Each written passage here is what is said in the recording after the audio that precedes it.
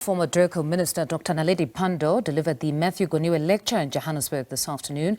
She said South Africa should do more to educate people about their history and lauded Goniwe for his contribution to the freedom of South Africans, the freedom that, of course, we enjoy today. SABC News reporter Khayelihle Khumalo joins us live now following that lecture. Khayelihle, just give us a summation of what we heard today.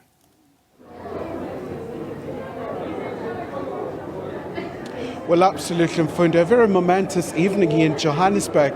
It's all about reflecting on the legacy of the late Matthew Goniwe. So former Minister Pandor really just delivered quite a very moving lecture where she reflected on a very turbulent history when you look at the evolution in terms of education in South Africa. In fact, former Minister Pandor joins us now really just to reflect on the significance of tonight.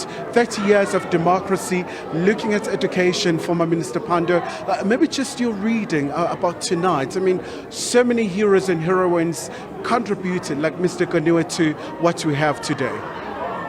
Well, I was really privileged and honored to be asked to present the 11th memorial lecture of Matthew Goniwe.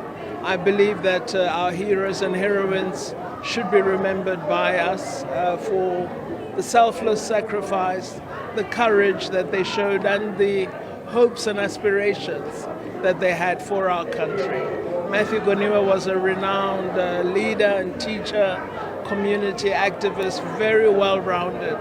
And really, I think our hope for education would be that it produces the same kind of individual, a revolutionary, a change agent, well-rounded, educated, inclusive, and thinking, as I said this evening, both about the development of South Africa, but the development of Africa as well, and our responsibility toward the rest of the continent and its own transformation.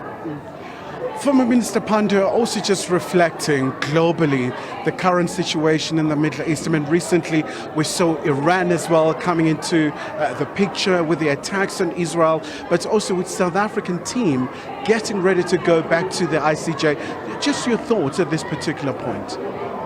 Well, the troubling moment of the world continues. I believe that the geopolitical context is at an extremely worrying level of conflict, of division, and the absence of leadership. This is the most frightening of all, that there's no one that we're seeing who's the adult in the room and who's standing up and saying, let's put a pause and a stop to this. So I wish the world could become more mature, more cognizant of the rights of others, and more concerned about ending war and conflict. The devastation on the people of Palestine and Lebanon is horrifying, as is the continuing holding of captives from Israel. So I think all we need right now is someone to have the courage to stand up, and it can only be from the most powerful countries, to say that we as leaders are calling a halt to all this, and we're not only going to stop this current conflict, we're going to find a lasting solution to the issue of the problem of Israel and the freedom of the Palestinian people. And just before I let you go, Dr. Pandor, maybe just your wishes. I mean, the people of Mozambique recently, they went to the polls. Now everybody's keenly waiting for the outcome. I mean, it is quite interesting listening to outgoing President Nyusi calling for calm and also for the observer missions to ensure that everything is well run in Maputo. Well, the outcome really depends on the degree to which the Electoral Commission had properly arranged for the administration of the election and for ensuring that everyone who has a right to vote is able to exercise that vote should they wish to. So we are hoping that the results will come out as speedily as possible, that the observers will declare the election free and fair, and that we will proceed to see a Mozambique focused on development and really ensuring stability and peace in the Cabo Delgado region.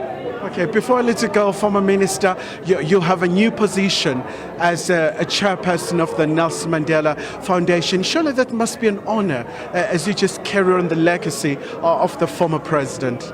Well, I feel really, really fortunate to have been given the opportunity to be associated with the name of one of the greatest of South Africa.